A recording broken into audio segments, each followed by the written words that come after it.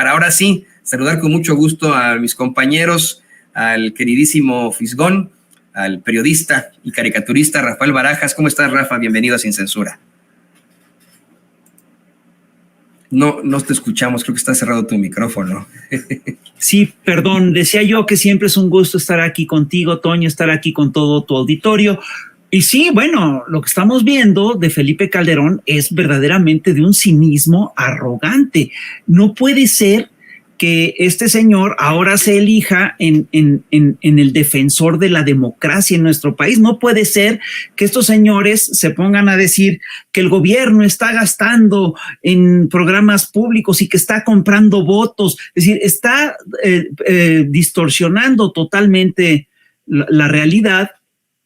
Justamente lo que hizo el gobierno de Andrés Manuel López Obrador es hacer de los apoyos sociales un derecho, y esto implica que lo desvinculas totalmente de la cuestión política, porque antes ese dinero se gastaba en elecciones y era un derroche que utilizaba el gobierno a través de los partidos, los gobiernos a través de sus partidos, justamente para atraerse votos. Cuando estas aportaciones son derechos, eso se anula, y de eso no dice nada el señor Felipe Calderón.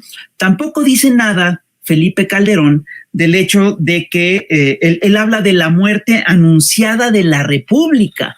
No es la República la que está en cuestión en este proceso sucesorio. Lo que sí está, creo yo, en fase terminal es lo que podríamos llamar la democracia del libre comercio que se estableció aquí en México, esa suerte de régimen que bipartidista que trataron de instaurar desde tiempos de Zedillo y Fox, ¿no? En la cual supuestamente el PAN y el PRI se irían a alternar, sistema bipartidista que se vio quebrantado por la llegada y por la existencia del Partido de la Revolución Democrática, que les complicó todo el juego, pero que después fue jalado a esta cosa que armó Enrique Peña Nieto, que fue el Pacto por México, ¿no? Donde se armaba toda una estructura ahí tripartidista que negociaba todo y armaba una gran mayoría.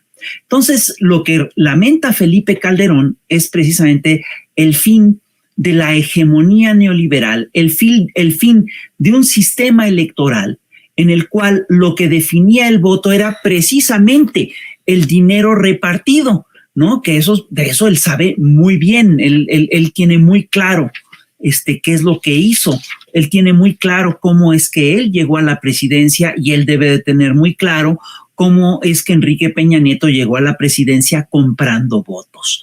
Me parece que el hecho de que Felipe Calderón insista en el término populista, me parece realmente que es abaratar la discusión. El término populista obviamente es un término que utilizan los señores neoliberales para desacreditar a cualquier gobierno que sea popular y que tenga algún sustento democrático, precisamente.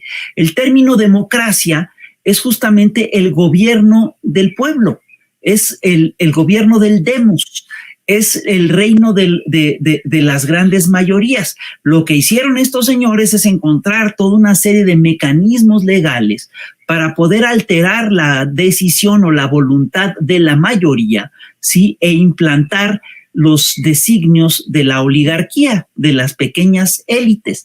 Eso es precisamente lo que hicieron estos señores en su gestión, de modo que, como bien dices tú, no tienen absolutamente ninguna autoridad, no tienen absolutamente ningún derecho de hablarnos ellos de democracia, ellos que perpetuaron el régimen neoliberal mediante fraudes electorales, mediante compras masivas de voto y, que además utilizaron el gobierno para favorecer a los grandes negocios. Y sí, me parece que es normal que Ricardo Salinas Pliego, un hombre de ultraderecha, esté patrocinando un foro que, junto con Atlas Networks, junto con todos estos actores, junto con todos estos sectores, porque efectivamente son,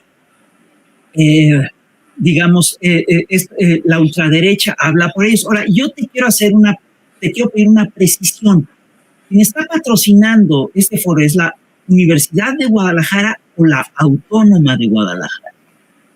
Me parece que es la Autónoma, te lo voy a revisar. Bueno, la Autónoma de Guadalajara, perdón, esto sí me hace todo el sentido del mundo, se me haría raro que fuera la UDG, pero la Autónoma de Guadalajara tiene todo el sentido que esté ahí, porque es uno de los bastiones de la ultraderecha latinoamericana. Esta es una universidad que nace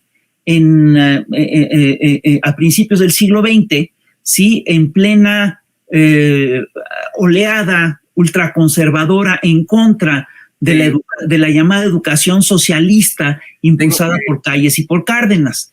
Y fue el refugio, pues, es la cuna de los tecos y es ni más ni menos que uno de los refugios del pensamiento fascista, nazi y ultraconservador en nuestro país.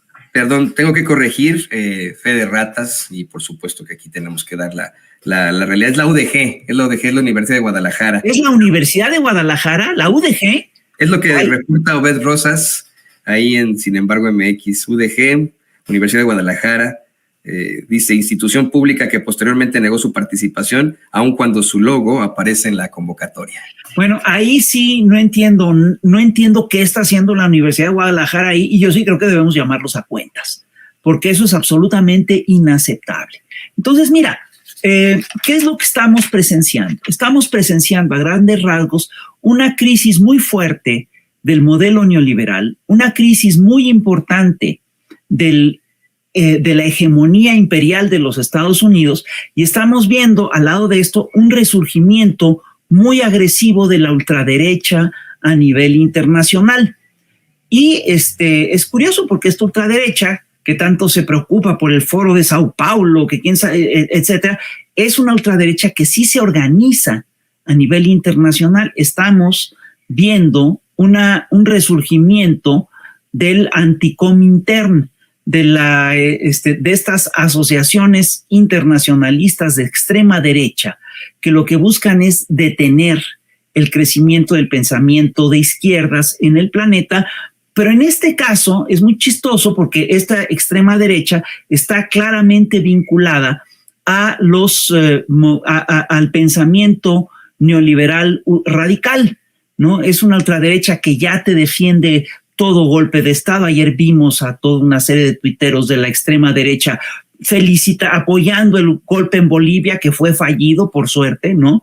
Hemos visto además a esta extrema derecha dándole la bienvenida a Milei y a foros que son verdaderamente penosos, y le abren el foro para que Milei insulte al presidente, a Pedro Sánchez, para que se meta con la esposa de Pedro Sánchez. Es una cosa muy penosa lo que estamos viendo, y bueno, yo sí creo que esta derecha radical está siendo derrotada en todas las partes del mundo en donde el pueblo se organiza, en donde la gente se organiza y donde la gente rompe el cerco mediático y logra pues simplemente entender, ¿no? Qué es lo que está ocurriendo más allá de las consignas de la televisión y de la radio. Yo aquí lo dejaría. Efectivamente, pero ¿sabes qué? Esto es lo que me da a mí esperanza de que no podrá prevalecer ese resurgimiento de la ultraderecha en el mundo, el que no solamente México, estamos viendo un mundo mucho más politizado, un pueblo mucho más movilizado. Lo vimos precisamente en eso, en la intentona de un golpe de Estado que de manera inmediata tuvo a ese pueblo saliendo a las calles en algo que a lo mejor suena a frase hecha, a lo mejor suena a lugar común, pero que es indudable. El pueblo unido jamás será vencido. No hay ejército, no hay gobierno, no hay grupo criminal, no hay multimillonario, no hay organismo multimillonario que se pueda enfrentar a millones de personas. Y esa es una realidad, ahí lo estamos viendo en pantalla. Por cierto, Fis, muchas felicidades por la entrevista que le hiciste al presidente junto con tus compañeros de Chamuco. Estuvo muy, muy interesante, a todos nos gustó. Y bueno, pues una entrevista histórica que seguramente verán nuestros nietos y nuestros bisnietos. Pero